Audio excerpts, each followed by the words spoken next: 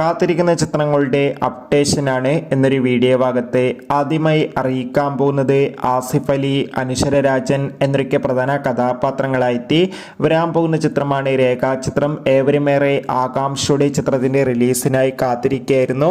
ചിത്രം ജനുവരി 9-ാം തീയതി തിയേറ്ററുകളിൽ എത്തുമെന്ന് ഒഫീഷ്യലായി കൺഫേം ആക്കിയിട്ടുണ്ട്. ചിത്രത്തിൻ്റെ ട്രെയിലറിനൊക്കെ മികച്ച അഭിപ്രായം തന്നെ സ്വന്തമാക്കാൻ വേണ്ടി സാധിച്ചിട്ടുണ്ടായിരുന്നു. ചിത്രത്തിൻ്റെ റിലീസിനായി നമുക്ക് കാത്തിരിക്കാം. അടുത്തതായി അറിയിക്കാൻ പോകുന്നത് മമ്മൂട്ടി നായകനായിട്ട് വരാൻ പോകുന്ന ചിത്രമാണ് ബസൂക്ക. ചിത്രത്തിന്റെ ഒഫീഷ്യൽ ടീസറിനൊക്കെ അതിഗംഭീരമായ പോസിറ്റീവ് റെസ്പോൺസ് ആയിരുന്നു സ്വന്തമാക്കാൻ വേണ്ടി സാധിച്ചിട്ടുണ്ടായിരുന്നത്. ബസൂക്ക എന്ന ചിത്രം ഫെബ്രുവരി 14-ാം തീയതി തിയേറ്ററുകളിൽ എത്തുമെന്ന് ഇപ്പോൾ കൺഫേം ആക്കിയിട്ടുണ്ട്. കാത്തിരിക്കാം ചിത്രത്തിന്റെ തിയേറ്റർ റിലീസിനായി. ഉണ്ണി മുകുന്ദൻ, കബീർ സിംഗ്, ജഗദീഷ്, സിദ്ദീഖ് എന്നൊക്കെ പ്രധാന കഥാപാത്രങ്ങളായ ചിത്രമായിരുന്നു മാർക്കോ. ഇപ്പോൾ ചിത്രത്തിന്റെ ഹിന്ദി HD പതിപ്പ് ലീക്കായിട്ടുണ്ട്. ചിത്രത്തിന്റെ OTT അവകാശങ്ങളൊക്കെ നെറ്റ്ഫ്ലിക്സ് എന്ന OTT പ്ലാറ്റ്ഫോമാണ് സ്വന്തമാക്കിയിട്ടുള്ളത്.